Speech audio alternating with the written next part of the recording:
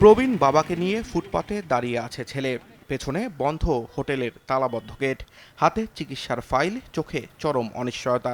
কলকাতার নিউ মার্কেটে এমন দৃশ্য এখন নিত্যদিনের। 2-3 বার করে রুম চেঞ্জ করতে হয়েছে। এখন এক জায়গায় আসছি, রুম কম দামি, রুম বেশি দামি নিচ্ছে। এখন মানুষ হ্যারেস হচ্ছে। মির্জা গালিব স্ট্রিটের আবাসিক হোটেলে ভয়াবহ অগ্নিকাণ্ডে 9 জনের প্রাণহানির পর নড়েচড়ে বসেছে স্থানীয় প্রশাসন। নথিপত্র ও অগ্নি নিরাপত্তা না থাকায় একযোগে বন্ধ করে দেওয়া হয়েছে প্রায় 2 শতাধিক হোটেল। আর তাতেই মারাত্মক দুর্ভোগে পড়েছেন ভারতে ভ্রমণ ও চিকিৎসা নিতে আসা হাজার হাজার বাংলাদেশি। আমরা এখানে এসে হোটেল পাচ্ছি না, এবং হোটেল যাও পাচ্ছি ডিমান্ড বেশি। কেউ হোটেল বদলাচ্ছেন, কেউ আবার নতুন করে থাকার জায়গা খুঁজছেন। ফলে তৈরি হয়েছে অনিশ্চয়তা ও ভোগান্তি।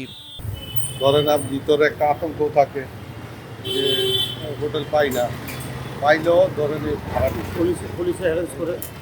সবচেয়ে বেশি বিপদে পড়েছেন জটিল রোগে আক্রান্ত রোগী ও তাদের স্বজনরা।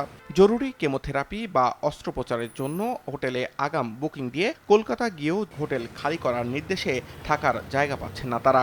বুকিং ছিল কিন্তু পরবর্তী সময় হোটেল বন্ধ হয়ে গেছে। পরবর্তীতে সময় ওরা হঠাৎ করে বন্ধ করে দিয়েছে, মিনিস্টার আসছে, ঢুকতে দেয় নাই।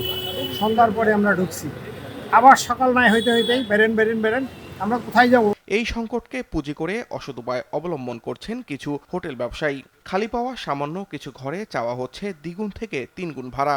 500-600 রুপির সাধারণ একটি রুমের দাম হাঁকানো হচ্ছে 1,500 থেকে 2,000 রুপি।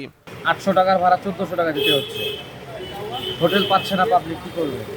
অতিরিক্ত ভাড়ার যোগান দিতে গিয়ে চিকিৎসার খরচে কাটছাঁটে বাধ্য হচ্ছেন সাধারণ মানুষ। অনেকে উপায় না পেয়ে চিকিৎসা অসম্পূর্ণ রেখেই দেশে ফেরার প্রস্তুতি নিচ্ছেন। মূলত যে বললাম যে স্যার এই ব্যাপার আমাদের থাকা খুব সমস্যা হইতেছে, আর থাকতে পারতেছি না, আপনি আমাদেরকে যে বলবো ওষুধ টষুধ লিখে আমাদের বিদায় করেন। পরে বললো যে ঠিক আছে, লিখে দিচ্ছি, 3 মাসের ওষুধ দিচ্ছি, 3 মাস পরে আবার আসে। তবে সাময়িক ভোগান্তি সত্ত্বেও প্রশাসনিক এই নজরদারিকে সমর্থন করছেন অনেকেই। অনিয়মের বিরুদ্ধে এমন পদক্ষেপে আগামী দিনে পর্যটকদের নিরাপদ আবাসন নিশ্চিত করবে, এমনটাই প্রত্যাশা সবার। সামিউল শিহাব, RTV।